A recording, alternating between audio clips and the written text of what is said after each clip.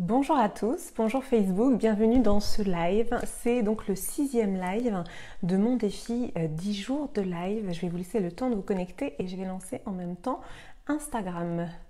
Enfin, si j'y arrive parce que j'ai l'impression que ça ne fonctionne pas. J'espère que vous avez passé une bonne journée, un bon week-end, un bon début de week-end. Voilà, je vous laisse arriver tranquillement.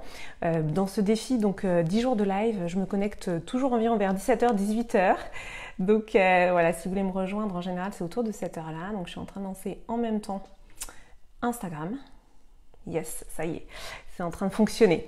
Bienvenue, je suis Clémence Martin, du coup la fondatrice de The Positive Place. Donc je vais faire un petit peu ça au niveau de mon installation puisque je suis en direct sur mon profil personnel sur Facebook et sur Instagram sur le compte The Positive Place. Coucou Marion. Merci d'être là en direct. Voilà, si vous êtes là en direct, faites-moi un petit coucou dans le chat. Oh, des petits cœurs, génial, j'ai plein de petits cœurs, je suis contente. C'est super, je suis contente que vous soyez là en direct. Si vous n'êtes pas là en direct, c'est pas grave, vous pouvez donc me mettre le hashtag replay dans le chat. Et puis, c'est toujours un plaisir pour moi de lire vos commentaires, de lire vos remarques, vos questions. Ça me permet aussi, moi, de comprendre ce qui résonne pour vous, ce qui résonne moins.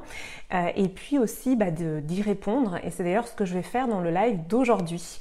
Donc, pour rappel, The Positive Place, donc c'est l'entreprise que j'ai fondée qui est un espace de transformation du négatif en positif. C'est un espace dédié au développement personnel. C'est un espace de la vie intérieure, de ce qui se passe à l'intérieur et comment, j'en suis convaincue, transformer ce qui se passe à l'intérieur va aussi transformer ce qui se passe à l'extérieur. Donc c'est vraiment dans ce va-et-vient, voilà, du négatif vers le positif, de l'intérieur vers l'extérieur. Et c'est voilà tous ces sujets-là qui me passionnent, que j'ai à cœur de partager, de transmettre et aussi dans le but de vous raconter un petit peu une histoire chaque jour, de vous raconter un petit peu ce voyage intérieur parce que tout simplement ce voyage intérieur il est invisible, il est à l'intérieur donc forcément ça ne se voit pas, c'est impalpable, voilà c'est sous-jacent, c'est invisible et donc en le racontant je le donne à voir. Donc je suis très contente de vous retrouver, c'est le 6e jour de mon défi 10 jours de live et aujourd'hui je vais aborder un point justement qui a été soulevé dans un de vos commentaires. Voilà, c'est Pauline qui m'a fait ce petit commentaire dans une de mes vidéos. La vidéo dans laquelle je parlais de ce qui s'était passé pour moi en entreprise et donc je racontais que pour moi en entreprise en fait je m'exprimais pas du tout. J'avais énormément de peur qui étaient liées au fait que j'avais vu en effet mon père être licencié, donc j'avais des peurs en fait qui étaient liées à la perte de mon travail et en fait donc ça évidemment c'était en filigrane en toile de fond et c'est ce qui faisait que finalement je n'allais pas m'exprimer, je ne m'exprimais pas, j'exprimais très peu de points de vue. Donc je donnais cet exemple pour dire que justement moi je me recroquevillais en fait dans ma posture en entreprise, j'étais pas dans le déploiement de mon potentiel puisque en effet j'aime beaucoup les gestes, le psychocorporel pour moi c'est important. Bonjour Monique. Vous avez du mal à suivre mais vous inquiétez pas, vous pouvez reprendre les lives en replay. Je fais un petit historique justement pour ceux et celles qui n'étaient pas là sur ce live dédié à l'entreprise. Donc je racontais en fait dans un des lives ma posture qui était celle-ci en entreprise, qui était plutôt le fait de ne pas m'exprimer, de me recroqueviller. Et donc Pauline, qui est pas là en live, mais voilà, qui m'a fait ce commentaire, m'a dit moi en entreprise, c'est plutôt l'inverse. J'ai plutôt tendance à être dans la lutte, dans la colère, dans la frustration et donc dans une lutte en permanence. Et elle me posait la question, en fait, quelle est la bonne posture? Est-ce que c'est être dans la lutte plutôt que justement de se recroqueviller, de ne pas s'exprimer? Donc elle opposait finalement les deux comportements. Et moi, ce que je lui ai répondu en commentaire, c'est qu'en fait, pour moi, alors évidemment, ça n'engage que moi, mais je vous le partage parce que c'est une des solutions que j'ai trouvées et voilà, ça m'apporte aussi beaucoup de bien-être et beaucoup d'épanouissement et de déploiement, tout simplement de mon potentiel. Eh bien, ce que j'ai compris, ressenti, ce que je ressens vraiment de la posture, pour moi, qui est la plus puissante entre guillemets, mais qui n'a pas l'air comme ça, eh bien, c'est l'équanimité. Alors, qu'est-ce que l'équanimité? Alors, j'aime beaucoup les mots, donc c'est vrai vrai que j'ai à cœur de mettre des mots sur des comportements, de mettre des mots sur voilà, tout ce qui ne se voit pas. Équanimité, en fait, ça vient de anima, qui veut dire l'âme, et equa, qui est égalité. Donc en fait, si on prend le mot équanimité, c'est égalité de l'âme. En fait, qu'est-ce que ça veut dire? Je vais vous prendre un exemple concret parce que je ne veux pas vous perdre en cours de route. Donc voilà, je vais vous prendre un exemple concret pour que vous puissiez voir comment ça peut s'appliquer dans la vie, en fait, tout simplement. Donc, si je prends mon exemple, voilà, de ce qui s'est passé pour moi cette semaine et particulièrement aujourd'hui. Donc, comme vous le savez, cette semaine, les écoles étaient fermées. Donc, moi, j'ai gardé mon fils à la maison. J'ai fait l'école à la maison. Donc, il y avait des visios, mon fils a presque 10 ans, il y avait pas mal de visios. Pour lui, les visios c'est compliqué parce que l'attention, voilà, ça demande beaucoup, il n'arrive pas à rester concentré longtemps sur le visio, il y a des exercices à faire à côté et il a quand même besoin... Alors Instagram, je suis désolée, j'ai le téléphone qui est en train de tomber, donc petite urgence, hop. Voilà, mon installation, j'essaie de l'améliorer chaque jour, mais en fait, bon, c'est pas encore le top du top, hein. Voilà. Je suis de retour sur Instagram, tout va bien. Donc, j'espère que ça va rester comme ça. Donc, mon fils était donc en visio toute la semaine avec donc des devoirs à faire en même temps. Moi, j'étais dans une autre pièce à essayer de travailler, mais en fait, il venait me voir à peu près toutes les 5 minutes. Donc, j'ai dû jongler comme ça entre m'occuper de lui, faire des visios, plus j'avais hier un rendez-vous sur Paris, où là, carrément, j'ai dû le déposer chez quelqu'un pour ensuite le récupérer, courir, revenir à la maison. Donc ça a été un casse-tête, mais comme tous les parents, hein, j'ai envie de dire, voilà, je vous raconte ça, je sais que pour vous, ça a été aussi l'enfer. Et donc moi, ce que ça a généré chez moi, c'est beaucoup de frustration parce que j'ai pas pu m'investir comme je le voulais dans mon travail. Donc il y a des choses que j'ai pas faites. J'avais un planning à tenir et il y a des choses que j'ai pas faites. Donc ça a généré beaucoup de frustration en fait. Voilà, je sais qu'hier, le bilan de la journée, c'était ok, j'ai pas fait ça, j'ai pas fait ça, j'ai pas fait ça. Bon. Donc ça, c'était mon bilan d'hier. Et ce matin, donc on est un week-end, on est samedi matin, et le samedi matin, je vais faire le marché. Et là, je demande à mon fils de venir avec moi, donc faire le marché, parce que j'avais besoin de son aide, et j'avais besoin qu'il vienne avec moi pour m'aider aussi à porter les sacs, et puis j'aime bien l'impliquer aussi dans le quotidien. Et là, en fait, mon fils me dit non, je ne veux pas aller au marché, ou plutôt il met tout en place pour ne pas m'accompagner, c'est-à-dire qu'il ne s'habille pas, il traîne, enfin voilà, vous connaissez les comportements des enfants quand ils n'ont pas envie de faire quelque chose. Donc là, je suis montée en pression, et en fait, ce qui s'est passé, c'est que donc, je suis montée en pression, et donc là, j'ai ressenti de la colère, et voilà, je me suis dit bon ok, c'est pas grave, reste ici, je vais faire le marché toute seule. Et donc j'arrive au marché. Et là, c'est là que les fameuses pensées ruminatoires en fait commencent à rentrer en boucle et commencent à naviguer dans notre tête. Et donc là, moi, ce que je me disais, voilà, c'est bon, mon fils il veut pas venir, en plus j'ai pas pu envoyer toutes mes propositions, et puis dehors il commence à pleuvoir, c'est un temps de novembre, etc. Et là, maintenant, je le sais comment ça fonctionne. C'est-à-dire que là, je me suis arrêtée, je me suis dit, ok. Donc là, ces fameuses pensées négatives, ces fameuses pensées ruminatoires, c'est hors de question que je leur laisse prendre toute la place dans mon cerveau. C'est-à-dire que la moi d'avant, voilà, avant que je fasse tout ce travail en fait de développement personnel, avant que je fasse tout ce cheminement de comprendre ce qui se passe au final dans ma tête, eh bien, ça aurait pu durer comme ça plusieurs heures. C'est-à-dire que là, un événement déclencheur qui est donc le refus de mon fils de venir faire le marché. Derrière réactive l'impuissance et la frustration que j'ai ressentie toute la semaine liée à cette nouvelle organisation de télétravail avec mon fils à la maison, etc. Et là, donc, on voit bien comment un élément déclencheur qui est minime va finalement réactiver en fait un sentiment d'impuissance et de frustration qui est plus ancien. Et donc là, ce que j'ai fait et ce que je fais maintenant dans ces moments-là, c'est que au lieu de me dire, bon, c'est le week-end, on a plein de trucs à faire, il faut faire le marché, il faut faire à manger, et puis il faut faire ci, et puis il faut faire ça, dans ces cas-là, je stoppe. Enfin, je suis quand même allée au marché, je suis revenue, et quand je suis revenue, j'ai fait une méditation. voilà, j'ai différents outils, dont des méditations, qui permettent en fait justement de stopper et d'arrêter le temps. Parce que quand on est dans cet emballement en fait de frustration, de colère, d'impuissance, on veut rattraper le temps et on veut se dire mais voilà, donc non seulement cette semaine j'ai pas pu faire tout ce que je voulais faire, mais en plus là aujourd'hui, bon bah il faut que je rattrape, hein, j'ai plein de trucs à faire, etc.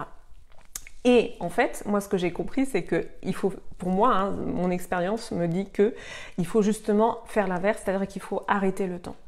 Et en fait, j'ai pris le temps, voilà, je me suis installée à mon bureau, j'ai fait cette fameuse méditation où j'ai identifié justement tout ce que je vous raconte aujourd'hui, c'est qu'en fait, la frustration, elle vient de la semaine passée, que mon fils qui veut pas aller au marché n'est qu'un élément déclencheur. Et voilà, et là, je prends le temps de me dire, ok, je ressens de la colère, de l'impuissance, etc. Toutes ces émotions négatives. Et puis, je prends le temps de respirer. Et puis, je prends le temps de projeter qu'est-ce que j'aurais envie de ressentir. On est le week-end, on s'apprête à préparer un bon déjeuner. En fait, j'ai envie d'être dans l'instant présent, j'ai envie de profiter de ce déjeuner, j'ai envie de me dire, ok, c'est pas grave. Tout est ok, en fait. Voilà.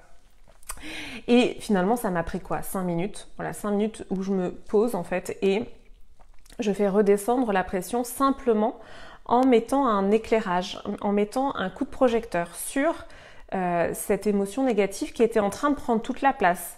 Elle était vraiment en train de prendre toute la place et là, je fais redescendre. Donc typiquement, voilà, ça c'est un exemple de ce qui s'est passé pour moi aujourd'hui et que je nomme équanimité. Qu'est-ce que c'est? Voilà, c'est... Ok, les émotions sont là pour nous traverser, nous donner une information. Moi, l'information que j'ai reçue, c'est que oui, je ressens de la frustration par rapport au fait que je n'ai pas pu faire tout ce que je voulais faire. Ok, je l'accueille. Je vais peut-être travailler un petit peu demain pour rattraper le retard. Mais voilà, une fois que je mets un coup de projecteur dessus, une fois que j'ai compris qu'est-ce qui générait de l'impuissance, qu'est-ce qui générait de la colère, qu'est-ce qui générait de la frustration, je me dis, voilà, c'est ok et tout est ok en fait. Voilà, il n'y a pas de... je vais pas continuer à m'énerver sur mon fils toute la journée. Parce que, en l'occurrence, l'événement, voilà, certes, dans l'éducation, il y a évidemment des limites à poser, etc. Mais là, je sentais bien que ma colère, elle était, voilà, que c'était, entre guillemets, disproportionné. Donc c'est ça que j'appelle en fait équanimité. C'est vraiment ce temps de pause en fait où on va juste aller observer. C'est l'observation en fait des pensées, c'est l'observation des émotions. Les émotions, elles sont toujours là pour nous donner une indication. Donc typiquement, l'information que j'ai reçue qui est donc frustration va mener à une action positive. L'action positive, ça va être quoi? Ça va être de dire ok, demain je vais peut-être prendre 1 heure ou 2 pour travailler pour rattraper le retard que j'ai perdu vendredi. Et là, je transforme véritablement le négatif en positif. Là, je transforme en fait cette expérience cette expérience désagréable avec ces émotions désagréables en positif. Et ce que j'aime beaucoup aussi dans l'équanimité, c'est que finalement, je vais pas non plus chercher un coupable. Voilà, quand on a ce type d'émotion, l'impuissance, en fait, il faut savoir que c'est une émotion qui est insupportable pour l'être humain. Donc moi aussi, dans mon but, de vous partager tout ça, c'est toujours de vous dire que en fait votre puissance, elle est en vous et vous avez toujours les opportunités, toujours les solutions de reprendre votre puissance. Parce que l'impuissance, c'est insupportable. L'impuissance pour l'être humain, c'est c'est une des pires émotions, c'est un des pires sentiments. C'est plutôt un sentiment, l'impuissance. Et donc c'est vraiment aller au-delà de ça et de montrer que dans chaque situation, on peut reprendre notre puissance. Et donc ce que j'aime bien aussi dans l'équanimité, c'est que vous allez, on va pas aller chercher des coupables à l'extérieur. Le coupable extérieur sur mon exemple d'aujourd'hui, ça aurait pu être mon fils, très clairement. J'aurais pu, entre guillemets, encore m'énerver sur lui, et puis c'est toujours pareil, et puis il veut jamais faire ci, et puis il veut jamais faire ça, etc. etc. Et donc là, on pourrit l'ambiance. Comment pourrir l'ambiance d'un week-end? Ça va très très vite. Donc, l'équanimité, c'est vraiment prendre sa part aussi de responsabilité dans le sentiment qui nous traverse. Si je ressens de la frustration, de l'impuissance, c'est parce que j'ai pas pu en effet faire ce que j'avais envie de faire. Et je prends ma part de responsabilité, j'acte. Et puis, je vais pas être dans une réactivité démesurée par rapport aux personnes autour de moi. Je ne vais pas chercher un coupable. Par exemple, c'est des exemples du quotidien, on en a tous des tonnes. Les exemples du quotidien, ça va être qui a cassé tel verre ou qui a fait ça. En fait, entre guillemets, on cherche pas un coupable. Le verre il est cassé, le verre il est cassé. Voilà, on va pas chercher à pointer du doigt qui a cassé le verre. Vous voyez, là, quand on cherche qui a cassé le verre, bon, et que c'est aussi une sorte de décharge aussi émotionnelle de colère que le verre soit cassé. Donc tout ça, en fait, c'est l'exemple que j'avais envie de vous partager aujourd'hui. Alors je vois un petit commentaire du côté d'Instagram. Laissez les pensées négatives passer comme des nuages. Exactement, Pierre. J'aime beaucoup cette image. J'aime bien aussi l'image de la vague. Voilà, une émotion, elle arrive et elle repart. Voilà, elle vient et elle repart. Et c'est vrai que dans nos quotidiens, c'est pas toujours évident justement de laisser passer en fait les émotions négatives. Et c'est pour ça que voilà, moi ce que je préconise, c'est d'arrêter le temps. Vraiment, vous stoppez. Prenez un petit temps. Vous voyez, rien que là, moi, je ralentis mon souffle par la respiration. Je ralentis mon débit et là, je commence à, voilà, tout de suite à m'apaiser. Ça peut être d'allumer une bougie. Ça peut être, moi je suis très sensible aux odeurs, ça peut être d'allumer voilà, une bougie qui sent bon, de l'encens, du papier d'Arménie. On sait que le sens olfactif, c'est un des sens les plus archaïques, mais dans le bon sens du terme, c'est-à-dire que ça va nous amener des mémoires immédiates. Moi, je sais que l'encens, en fait, mes parents, ils en mettaient quand j'étais petite, parce que voilà, à cette époque-là, ma mère, elle était prof de yoga, enfin, elle est toujours prof de yoga, et mon père, prof de tai chi chuan, donc j'avais une ambiance un peu zen comme ça, et donc l'encens, en fait, moi, dès que je mets de l'encens, ça m'apaise tout de suite, voilà. Donc c'est à vous dans les moments justement où la cocotte minute elle monte un peu trop haut, eh bien c'est justement d'aller chercher un ancrage sensoriel qui vous fait du bien. Voilà, ça peut être moi j'ai investi dans un fauteuil massant. Alors c'est un truc chez Nature et Découverte, franchement ça vaut carrément le coup parce que moi par exemple là j'ai une douleur dans le dos, bah hop je me mets sur le fauteuil massant de Nature et Découverte et là voilà tout de suite ça va mieux. Donc c'est des petites astuces, il y a aussi des petits objets massants pour le crâne, voilà tout ça on trouve chez Nature et Découverte et c'est vrai que c'est de repasser par les sens. Si vous êtes plus kinesthésique, bah ça va être voilà par le toucher, si vous êtes plus olfactif, visuel, enfin c'est vous qui savez en fait ce dont vous avez besoin pour voilà redescendre. En tout cas, de passer par l'expérimentation des sens, ça permet de retrouver cette fameuse équanimité, ce fameux état d'esprit finalement voilà où on accueille l'émotion et on arrive à la laisser passer. D'accord, Monique. Vous êtes en proie à des pensées négatives, vous êtes une mauvaise ambiance de voisinage. D'accord, ok. Alors je regarde la suite de vos commentaires parce que je vois pas tout. D'accord. Bon, bah super, Monique. Je suis ravie que ça vous aide à traverser cette mauvaise ambiance. Et voilà. Et justement, Monique, vous me permettez aussi d'élargir. Moi, ce dont je suis convaincue aussi, c'est que voilà, en ayant aussi cette équanimité en fait à l'intérieur, ça va rejaillir sur l'extérieur. Quand vous abordez une situation avec cet apaisement à l'intérieur, on le sait via les neurones miroirs, vous allez induire aussi un comportement, une réaction en face. Et donc quand vous abordez une situation avec cette équanimité, ce calme intérieur, bah, potentiellement vous allez générer du calme aussi à l'intérieur en face. Donc voilà, il y a vraiment beaucoup de bénéfices en fait à travailler sur soi. Ah bah, on m'avait dit, moi je savais qu'il y aurait une livraison, donc voilà, la livraison est là. Donc je vais finir sur ça parce que du coup je vais aller ouvrir au livreur.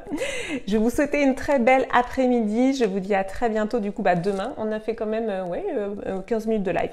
Je vous dis une très belle journée, une très belle après-midi, je suis un petit peu perturbée par le livreur et puis on se retrouve du coup demain pour le 7e live. À demain, salut!